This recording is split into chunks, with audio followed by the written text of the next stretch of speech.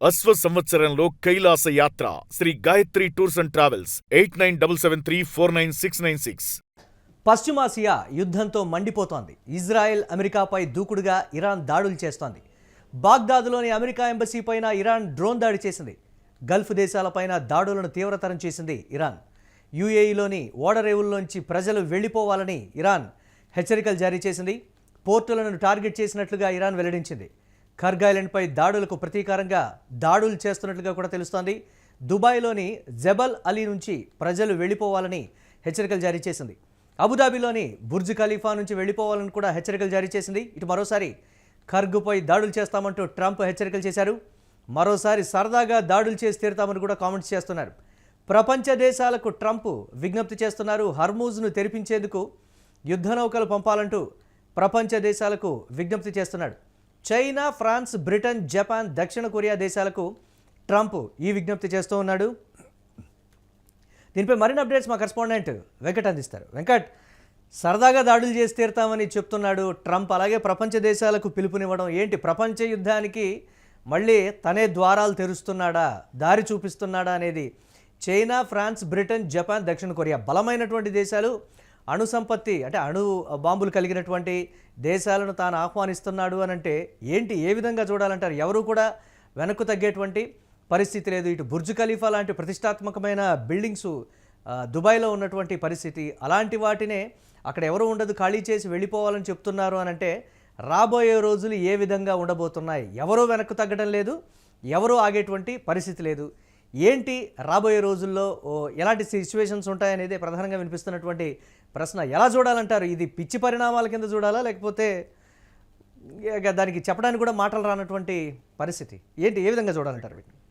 Yes, exactly. అంటే పిచ్చోడి చేతిలో రాయి లేదంటే కోతి కొబ్బరి చిప్ప అనే సామెతలు ఉత్తర కొరియా అధ్యక్షుడు కిమ్ జోంగ్ ఉన్ కి అమెరికా అధ్యక్షుడు డొనాల్డ్ ట్రంప్ కి వర్తిస్తాయనే విషయం అయితే మరోసారి స్పష్టంగా అర్థమైంది. ఎలానో కిమ్ జోంగ్ ఉన్ కూడా ఆహ్వానించలేదు, ఇంకా కిమ్ జోంగ్ ఉన్ కూడా ఆహ్వానించలేదు. అతను కూడా వెయిట్ చేస్తున్నాడు ఎప్పుడు ఆహ్వానిస్తారనేది. రీసెంట్ గా సోషల్ మీడియాలో ఒక ట్వీట్ వైరల్ అయింది.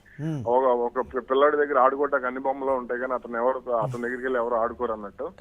అలాగే ఇప్పుడు కిమ్ జోంగ్ ఉన్ కూడా యుద్ధంలోకి ఎంటర్ అయితే పరిస్థితి మరో రకంగా ఉండదు. ఓకే, ఇప్పుడు ఈ మిడిల్ ఈస్ట్ యుద్ధానికి సంబంధించి చూస్తే హార్మోజ్ జలసంధి కారణంగా అమెరికన్ మీడియా గానీ లేదంటే అక్కడ అమెరికాలో ఉన్నటువంటి రాజకీయ పక్షాలు ఇవన్నీ కూడా డొనాల్డ్ ట్రంప్ ను ఒక రేంజ్ లో టార్గెట్ చేస్తున్నాయి. అటు అమెరికన్ మీడియాకి సంబంధించి వాషింగ్టన్ పోస్ట్ కానీ, వాల్ స్ట్రీట్ జర్నల్ కానీ, లేదా సిఎన్ఎన్ కానీ, సిబిఎన్, ఈ న్యూస్ ఛానల్స్ అన్ని కూడా ట్రంప్ ను ఎక్కువగా ఫోకస్ చేసేటువంటి పరిస్థితి కూడా కనపడుతుంది. ఎందుకంటే అక్కడ ఇప్పుడు యుద్ధం కారణంగా ధరలు అనేవి భారీగా పెరిగిపోయినటువంటి పరిస్థితి ఉంది. ఎన్నికల హామీల్లో ట్రంప్ ఇచ్చినటువంటి హామీ ద్రవ్యోల్బణాన్ని నేను తగ్గిస్తాను, అమెరికా ఆర్థిక వ్యవస్థను మెరుగుపరుస్తాను, అమెరికాను అంటే మేక్ అమెరికా గ్రేట్ అగైన్ అనే నినాదంతో అతను వెళ్ళటం జరిగింది. కానీ అక్కడ సిచ్యువేషన్స్ చూస్తుంటే మాత్రం రోజు రోజుకి కూడా దిగజారిపోతున్నాయి అనే విషయం అయితే స్పష్టంగా అర్థమవుతుంది. ఇంకా అంటే ఇప్పుడు ఈ హార్మోజ్ జలసంధి కారణంగా అమెరికాలో ఏదైతే ఈ చమురు ధరలు ఉన్నాయి వీటన్నిటిపై కూడా భారీగా ప్రభావం పడుతుంది అనే విషయాన్ని అయితే మనం స్పష్టంగా అర్థం చేసుకోవచ్చు. అంటే ఇప్పటికే దాదాపుగా బ్యారెల్ క్రూడ్ ఆయిల్ ధర వచ్చేసి $150 వరకు చేరుకునేటువంటి అవకాశాలు ఉన్నాయి. భవిష్యత్తులో అది $200 వెళ్ళినా సరే ఆశ్చర్యపోవాల్సిన అవసరం లేదు అనేటువంటి ప్రచారం కూడా జరుగుతోంది. ఈ నేపథ్యంలోనే కొంత ట్రంప్ లో కూడా ఒత్తిడి పెరుగుతుంది. అంటే హార్మోజ్ జలసంధిని ఎలా డీల్ చేయాలో అర్థం కాని పరిస్థితిలో కూడా ఒక రకంగా ట్రంప్ ఉన్నాడు. అంటే అమెరికా దాన్ని హ్యాండిల్ చేసేస్తుందని అందరూ భావించినప్పుడు కూడా అక్కడ అండర్ వాటర్ డ్రోన్స్ కానీ లేదంటే మిసైల్స్ విషయంలో కానీ లేదంటే అక్కడ కొన్ని సీ మైన్స్ కి సంబంధించి అంటే సెన్సార్ తో పేలేటువంటి సీ మైన్స్ విషయంలో కానీ కొంత ఆందోళన అయితే కనపడుతుంది. అందుకని అక్కడ నౌకలు ప్రయాణం చేయాలన్నా సరే భయపడేటువంటి పరిస్థితి ఏర్పడింది. దాదాపు 55 కిలోమీటర్ల మేర ఉంటుంది హార్మోజ్ జలసంధి.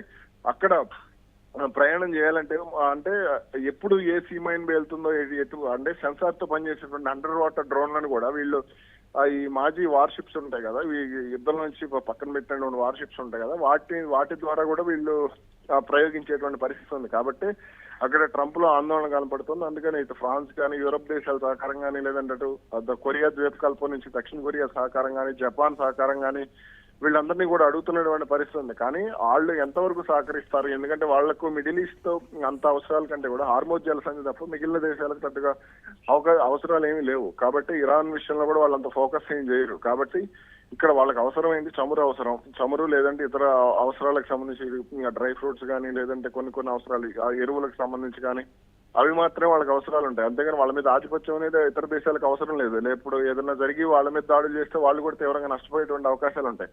అలాగే ఇక్కడ గల్ఫ్ దేశాలకు సంబంధించి ముందు నుంచి కూడా ఇరాన్ మీరు అమెరికా స్థావరాలను అనుమతించొద్దు, మీరు అమెరికా స్థావరాలకు అనుమతిస్తే మేము ఏం చేయాలో చేసి చూపిస్తామని పదే చెబుతున్నాం. అందుకని ఇప్పుడు దుబాయ్ విషయంలో కానీ, లేదంటే యునైటెడ్ అరబ్ ఎమిరేట్స్ లో ఉన్నటువంటి మిగిలిన ప్రాంతాల విషయంలో కానీ, సౌదీ అరేబియా విషయంలో కానీ, బహ్రెయిన్ కానీ, కువైట్ కానీ, జోర్దాన్ కానీ, లేదంటే ఖతర్ కానీ, అలాగే టర్కీకి సంబంధించినటువంటి భూభాగాల్లో కూడా ఇరాన్ దాడులకు దిగుతుంది. వాళ్ళు కూడా ఏ విధంగా రియాక్ట్ అవ్వాలో అర్థం కానిటువంటి పరిస్థితులు జస్ట్ వాళ్ళు ఇరాన్ మీద యుద్ధానికి దిగడం. Safest country in the world Dubai కూడా ఇప్పటికీ టార్గెట్లోనే ఉంది. జస్ట్ మేము లాంచ్ చేయడమే మిసైల్స్ అనేటువంటి ఒక వార్నింగ్ కూడా ఇచ్చింది కదా. అలాగే యుఏఈలోని ఓడరేవుల్లో నుంచి ప్రజలు వెళ్ళిపోవాలి అనేటువంటి ఒక హెచ్చరికలు కూడా ఇరాన్ జారీ చేసింది. అంటే ఏంటి ఆ లైన్ మొత్తం కూడా దుబాయ్ ఇమేజ్ మొత్తాన్ని కూడా గంగలో కలిపేశారు ట్రంప్. నేను ఖచ్చితంగా చెప్తాను. ఎందుకంటే ఇప్పుడు మన ఇండియన్ వ్యాపారస్తులు కానీ, లేదంటే చైనీస్ కానీ, లేదంటే ఇటు కొరియన్స్ కానీ, వీళ్ళందరూ కూడా పెద్ద ఎత్తున దుబాయ్ లో పెట్టుబడి పెట్టేటువంటి వాతావరణం ఉంటుంది. కానీ ఇక్కడ ఏదైతే ట్రంప్ ఇరాన్ ను టార్గెట్ చేసిన తర్వాత ఇటువంటి పరిస్థితులన్నీ కూడా చాలా వరకు కూడా క్షీణించిపోయినటువంటి పరిస్థితి కనపడుతుంది. అందుకనే ఇప్పుడు అక్కడ దుబాయ్ లో పెట్టుబడి పెట్టే వాళ్ళు వీళ్ళందరూ కూడా భయపడిపోతున్నారు. దుబాయ్ మీద నిన్న కూడా దాడులు జరిగినాయి. యుఎస్ ఎంబసీ కానీ, అటు ఇరాక్ లోని బాగ్దాద్, ఇరాన్ రాజధాని బాగ్దాద్ మీద కానీ, లేదంటే మరికొన్ని ప్రాంతాల మీద కానీ అటు ఈ మిసైల్స్ వర్షం అనేది కురుస్తుంది అనే విషయం మనకు స్పష్టంగా అర్థమవుతుంది. ఇక అంటే ఇప్పుడు ఈ సేఫెస్ట్ ప్లేస్ గా చెప్తున్నటువంటి, సేఫెస్ట్ హెవెన్ గా చెప్తున్నటువంటి, భూమి మీద సేఫెస్ట్ హెవెన్ గా చెప్పేటువంటి దుబాయ్ విషయంలో ఇరాన్ చేస్తున్నటువంటి దాడులు ఇక భవిష్యత్తులో దుబాయ్ గురించి ఆలోచించాల్సిన అవసరం లేదు. సేఫెస్ట్ ప్లేసెస్ ఏంటి అని అంటే ఇప్పుడు ఇండియాలోని బెంగళూరు కానీ, హైదరాబాద్ కానీ, ముంబై కానీ, లేదంటే సింగపూర్ కానీ ఇటువంటి ప్రాంతాలనే మీరు ఎంచుకోవాలి, లేదంటే అటు న్యూజిలాండ్ వెళ్ళిపోవాలి, లేదంటే ఆస్ట్రేలియా వెళ్ళిపోవాలి అనే విధంగా ట్రంప్ దుబాయ్ ఇమేజ్ మొత్తాన్ని కూడా నాశనం చేసినటువంటి పరిస్థితి మనకు కనపడుతుంది. ఇక ఇరాన్ కూడా ఎక్కడ కూడా వాళ్ళు సాధారణంగా ఇరాన్ ఒక వారం 10 రోజుల్లో లొంగిపోతుందని అంచనా వేసుకున్నారు. కానీ వాళ్ళు ఎప్పుడు ఏ క్షిపణితో దాడి చేస్తారు, ఎప్పుడు ఏ డ్రోన్ ప్రయోగిస్తారు అనేది కూడా ఇక్కడ అర్థం కానిటువంటి పరిస్థితి ఉంది. ఇప్పటి వరకు మనం ఇక్కడ ఒక కీలక విషయాన్ని కూడా మనం మాట్లాడుకోవాలి. ఇప్పటి వరకు కూడా దాదాపుగా $6 బిలియన్ $7 బిలియన్ నష్టం కానీ, లేదంటే ఖర్చు చేసినటువంటి డబ్బులు కానీ చూసుకుంటే అమెరికాకు సంబంధించి, నేను ఇజ్రాయెల్ గురించి మాట్లాడట్లేదు, గల్ఫ్ దేశాల గురించి కేవలం అమెరికా గురించి అంటే వాళ్ళు అక్కడ ఉన్నటువంటి నిన్న తాజాగా జరిగినటువంటి ఆ యుద్ధ విమానాలకు సంబంధించి ఫ్యూయల్ ఫిల్ చేసేటువంటి యుద్ధ విమానాల విషయంలో కూడా వాళ్ళు దాడులు చేశారు. అలాగే మొత్తం కూడా చూసుకుంటే ఇప్పుడు దుబాయ్కి సంబంధించి దాదాపు అంటే మన కరెన్సీ ప్రకారం ఇప్పుడు దుబాయ్ నష్టపోతున్నటువంటి రెవెన్యూ ఆదాయం కానీ, ఇవన్నీ కానీ, వీటి కారణంగా అక్కడ జరుగుతున్నటువంటి నష్టం కానీ దాదాపుగా 3 నుంచి 4 లక్షల కోట్ల రూపాయలు ఇండియన్ కరెన్సీలో ఉంటుందనేది నిపుణుల అంచనా. అంటే దుబాయ్ ఇమేజ్ ఇప్పుడు దుబాయ్ ని మళ్ళీ ఏదైతే ఉక్రెయిన్ ను పునర్నిర్మాణం చేసుకోవాలో, లేదంటే రష్యాలో కొన్ని ప్రాంతాలను పునర్నిర్మాణం చేసుకోవాలో, అలాగే ఇప్పుడు దుబాయ్ ని కూడా పునర్నిర్మాణం చేసుకోవాలి అని అంటే వాళ్ళ కనీసం అంటే ఆ ఇమేజ్ కారణంగా ఇప్పుడు మన గుడ్ విల్ అని అంటాం కదా, ఆ గుడ్ విల్ ఇవన్నీ కూడా దుబాయ్ 3 నుంచి 4 లక్షల కోట్ల వరకు కోల్పోయింది. ముఖ్యంగా దుబాయ్ సేఫెస్ట్ ప్లేస్ అనే నమ్మకంగా ఉండేవాళ్ళు నమ్మకం కోల్పోయింది. అది ఎన్ని లక్షల కోట్లు ఉంటుందో మీరు అంచనా వేసుకోవచ్చు. ఇప్పుడు ఫర్ ఎగ్జాంపుల్ నా దగ్గర నేను భారత్ లో డబ్బులు సంపాదించుకుంటున్నా, దుబాయ్ లో నాకు ఫ్లాట్ ఉండాలనే కోరిక నాకు ఉంటుంది. ఇప్పుడు నేను అక్కడికి వెళ్ళి పెట్టలేని పరిస్థితి మీకు కోరిక ఉంటుంది మీ దగ్గర డబ్బులు ఉన్నప్పుడు, లేదంటే మన వాళ్ళ దగ్గర. ఇట్లా వ్యాపారవేత్తలు కానీ డబ్బున్న వాళ్ళందరికీ కూడా ఇప్పుడు మధ్యతరగతి వాడికి ఇల్లు ఉండాలనేది ఒక కోరిక. అలాగే ఇప్పుడు దుబాయ్ డబ్బులు ఉన్నవాడి దుబాయ్ లో ఫ్లాట్ ఉండాలనేది కోరిక. కాబట్టి ఇప్పుడు ఈ బ్రాండ్ ఇమేజ్ మొత్తం దెబ్బతినిపోయింది. నిన్న మొన్న ఒక వార్త కూడా నేను చూశాను, దాదాపు ఒక్కొక్క ఫ్లాట్ ధర 7 కోట్ల నుంచి 9 కోట్ల వరకు పడిపోయింది. కాబట్టి అలాగే రియల్ ఎస్టేట్ కి సంబంధించినటువంటి ట్రేడ్స్, ఎంఆర్ ప్రాపర్టీస్ కానీ, వీళ్ళందరూ కూడా దాన్ని బుర్జ్ ఖలీఫా కట్టినటువంటి ఎంఆర్ ప్రాపర్టీస్ కానీ, వీళ్ళందరి షేర్ వాల్యూస్ కూడా 30 నుంచి 40% వరకు పడిపోయినాయి. అంటే వరస్ట్ సిచ్యువేషన్ ఎక్కడి దాకా వెళ్ళిపోయింది అనేది మీకు స్పష్టంగా ఇది ఒక ఉదాహరణ అండి, సింపుల్ లెక్కలు. కాబట్టి బుర్జ్ ఖలీఫాను కూడా ఖాళీ చేసి వెళ్ళిపోమన్నారంటే దాన్ని కూడా ఏదో ఒక క్షణంలో పేల్చేసేటువంటి ఛాన్సెస్ ఉన్నాయంటారు. అది కూడా ఖచ్చితంగా ఇప్పుడు వాళ్ళ దగ్గర ఉన్నటువంటి ఇక్కడ మనం మాట్లాడుకునేటువంటి ఇరాన్ కి సంబంధించినటువంటి ఆయుధ సంపత్తి గురించి మనం ఒక చిన్న విశ్లేషణ చేస్తే కనుక వాళ్ళ దగ్గర సూపర్ సోనిక్ మిసైల్స్ ఉన్నాయి. అదే విధంగా వాళ్ళ దగ్గర మిసైల్ సిటీస్, ఈ మిసైల్ సిటీలో దాదాపు ఒక 7-8 మిసైల్ సిటీలు ఉన్నాయి. ఈ మిసైల్ సిటీస్ లో వీళ్ళందరూ ఒక 500 మీటర్ల అడుగున వాటిని నిర్మించడం జరిగింది. సో వాటిని ధ్వంసం చేయాలన్నా, వాటి మార్గాలను ధ్వంసం చేయాలన్నా సరే అమెరికా కానీ, లేదంటే ఇప్పుడు ఇజ్రాయెల్ కి కానీ చాలా కష్టం. అక్కడి నుంచి కనుక ప్రయోగిస్తే ఫ్రాన్స్ లో ఉన్నటువంటి లక్ష్యాలను కూడా వాళ్ళు ఛేదించగలిగే విధంగా సూపర్ సోనిక్ మిసైల్స్ కానీ వీటన్నిటిని కూడా రెడీ చేసి పెట్టుకున్నారు వాళ్ళు. కాబట్టి ఇప్పుడు వాళ్ళు ఏ వైపు నుంచి అటాక్ చేసినా సరే వాళ్ళ చుట్టుపక్కల ఉన్న ప్రతి కంట్రీని అంటే 4 దిక్కుల్లో వాళ్ళు అటాక్ చేసే విధంగా వాళ్ళు సన్నద్ధమై ఉన్నారు. కాబట్టి ఇక్కడ ఖచ్చితంగా దుబాయ్ మీద ఏ క్షణమైనా సరే వాళ్ళు అటాక్ చేయొచ్చు.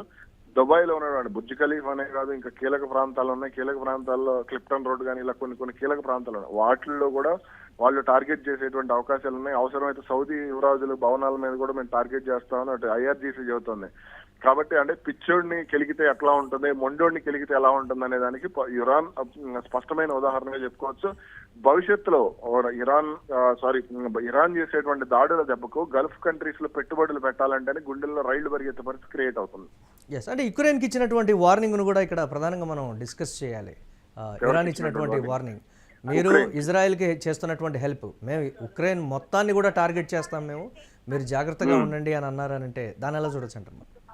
అదే చెప్తున్నా, ఇక్కడ ఒక కీలక విషయం ఉంది. ఎందుకంటే ఇప్పుడు ఉక్రెయిన్ యుద్ధం మొదలైన తర్వాత, ఉక్రెయిన్ రష్యా యుద్ధం మొదలైన తర్వాత వాళ్ళు వారం 10 రోజులకు మంచి యుద్ధం చేసేటువంటి అవకాశం లేదని అందరూ భావించారు. కానీ వాళ్ళకి యూరోపియన్ కంట్రీస్ లో ప్రజలు ఎంత ఇబ్బంది పడుతున్నా వాళ్ళు సిగ్గు వదిలేసి అక్కడ వాళ్ళు చేస్తున్నటువంటి సపోర్ట్ కానీ ఇవన్నీ కూడా మనం చూసాం. కాబట్టి అలాగే సైలెంట్ గా ఉక్రెయిన్ యుద్ధంలో బాధపడటం జరిగింది, రష్యాకు ధీటుగా పోరాటం జరిగింది. అటు అమెరికా నుంచి కూడా $1 బిలియన్ ఆయుధాలు కూడా ఉక్రెయిన్కి వెళ్తున్నటువంటి పరిస్థితి ఉంది. అలాగే ఇప్పుడు ఇరాన్ కి సంబంధించి నిఘా పరికరాలకు సంబంధించి రష్యా సైలెంట్ గా సహకారం అందిస్తుంది. చైనా వార్ లోకి ఎంటర్ అవ్వాలి, కానీ రష్యా పరోక్షంగా ఇండైరెక్ట్ గా వాళ్ళు చేయాల్సినటువంటి వర్క్, మామూలుగా పోర్టులకు సంబంధించినటువంటి సమాచారం కానీ, యుద్ధ నౌకలకు సంబంధించి అబ్రహం లింకన్ గురించి వాళ్ళు పక్కా సమాచారం ఇస్తేనే వీళ్ళు అటాక్ చేశారు అనేది కూడా ఇప్పుడు ఇంటర్నేషనల్ మీడియాలో ఉన్నటువంటి సమాచారం. కానీ అబ్రహం లింకన్ ఎక్కడ ఉంది, ఏంటి, దాని సేఫ్ గా ఉందా లేదా అనే క్లారిటీ లేదు. అలాగే కువైట్ లో అమెరికా యుద్ధ విమానాలు 3, 4 కూలిపోయినాయి. దానికి సంబంధించి కానీ, లేదంటే ఇరాక్ లో కూలినటువంటి ఇరాక్ లో కూలినటువంటి యుద్ధ విమానం విషయంలో కానీ క్లారిటీ లేదు. అసలు ఎలా కూలాయి ఏంటి అనే దానికి సంబంధించి. కానీ ఇరాన్ మాత్రం పక్కాగా మేమే అటాక్ చేశామని చెప్తుంది. అలాగే ఇజ్రాయెల్ కి సంబంధించి అంటే ఇరాన్ ఎంత బలంగా ఉందనేది మీరు ఒక చిన్న ఉదాహరణ, బెంజమిన్ నెతన్యాహు విషయంలో ఇప్పటి వరకు క్లారిటీ లేదు. బెంజమిన్ నెతన్యాహు ఎక్కడున్నాడు అనేది. మొన్న అతను ఏదో వీడియో రిలీజ్ చేశాడు, అందులో 6 వేళ్ళు 7 వేళ్ళు కనపడుతున్నాయని చెప్పేసి సోషల్ మీడియాలో కొన్ని క్లిప్పింగ్స్ కూడా వైరల్ అవుతున్నాయి. కాబట్టి ఇరాన్ ను తక్కువ అంచనా వేస్తే, అంటే ఇక్కడ అమెరికన్ మీడియా కానీ వీళ్ళందరూ కూడా ఫస్ట్ అంటే ట్రంప్ ను ఇప్పుడు వీళ్ళు వేసుకుంటుంది ఏంటంటే, వీళ్ళందరూ మొసాద్ మాట విని, అంటే ఇజ్రాయెల్ నిఘా విభాగం మొసాద్ మాట విని వీళ్ళు ఇతరుల్లోకి దిగిపోయారు కాబట్టి ఈ స్థాయిలో మునిగిపోయాడు, ట్రంప్ బయటకు రాలేని పరిస్థితి క్రియేట్ అయిపోయింది అనేది అక్కడ వాదన. కాబట్టి ఇప్పుడు ఉక్రెయిన్ కి వాళ్ళు చేస్తున్నటువంటి వార్నింగ్ కూడా అదే. ఉక్రెయిన్ ఆల్రెడీ రష్యా యుద్ధంతో వాళ్ళు దాదాపుగా ఉక్రెయిన్ ఇంకా బాగుపడాలి అంటే మన కరెన్సీ ప్రకారం దాదాపుగా 52 లక్షల కోట్ల రూపాయలు ఖర్చు అవుతుందంట. కాబట్టి ఉక్రెయిన్ ఆల్రెడీ నాశనం అయిపోయింది. కాబట్టి ఇప్పుడు మళ్ళీ ట్రంప్ వాళ్ళు కూడా కొంత వీడియోలు, నేను బీబీసీలో కూడా నేను చూశాను, వాళ్ళ వీడియోలు కూడా వాళ్ళు చెప్పడం చాలా ఆశ్చర్యకరంగా అనిపిస్తుంది. అంటే మేము డ్రోన్లు సహాయం చేస్తాము, అమెరికాకి డ్రోన్ సహాయం చేస్తాము, మా దగ్గర ఉన్నటువంటి డ్రోన్ల ద్వారా మీరు అక్కడ అడ్డుకోవచ్చు అని చెప్తున్నారు. కాబట్టి వీటన్నింటినీ అంటే ఆల్రెడీ నాశనం అయిపోయింది, కాబట్టి మళ్ళీ కెలికితే ఇంకా నాశనం అయిపోయేటువంటి అవకాశాలు అయితే పుష్కలంగా ఉన్నాయి. Right, thanks for updates Venkat. చూద్దాం ఏ విధంగా ఉండబోతున్నాయి పరిణామాలు అనేది. ఇక యుద్ధంతో పశ్చిమాసియా మండిపోతోంది. ఇజ్రాయెల్ అమెరికాపై దూకుడుగా ఇరాన్ దాడులు చేస్తోంది. బాగ్దాద్లోని అమెరికా ఎంబసీ పైన ఇరాన్ డ్రోన్ దాడి చేసింది. గల్ఫ్ దేశాలపైన దాడులను ఇరాన్ తీవ్రతరం చేసింది. యూఏఈలోని ఓడరేవుల నుంచి ప్రజలు వెళ్లిపోవాలని కూడా ఇరాన్ హెచ్చరికలు జారీ చేసింది. పోర్టులను టార్గెట్ చేసినట్లుగా ఇరాన్ వెల్లడించింది. ఖర్గ్ ఐలాండ్పై దాడులకు ప్రతీకారంగా దాడులు చేశామని కూడా చెప్తోంది. దుబాయ్లోని జబల్ అలీ నుంచి ప్రజలు వెళ్లిపోవాలని హెచ్చరించింది. అబుదాబిలోని బుర్జ్ ఖలీఫా నుంచి కూడా వెళ్లిపోవాలని హెచ్చరించింది. ఇటు మరోసారి ఖర్గ్పై దాడులు చేస్తామంటూ ట్రంప్ హెచ్చరికలు జారీ చేశారు. మరోసారి సరదాగా దాడులు చేసి తీరుతామంటూ కూడా కామెంట్స్ చేశారు. ప్రపంచ దేశాలకు ట్రంప్ విజ్ఞప్తి చేస్తున్నారు. హర్మూజ్ను తెరిపించేందుకు యుద్ధ నౌకలు పంపాలంటూ ప్రపంచ దేశాలకు విజ్ఞప్తి చేశారు ఆయన. చైనా, ఫ్రాన్స్, బ్రిటన్, జపాన్, దక్షిణ కొరియా దేశాలకు విజ్ఞప్తి చేశారు ట్రంప్.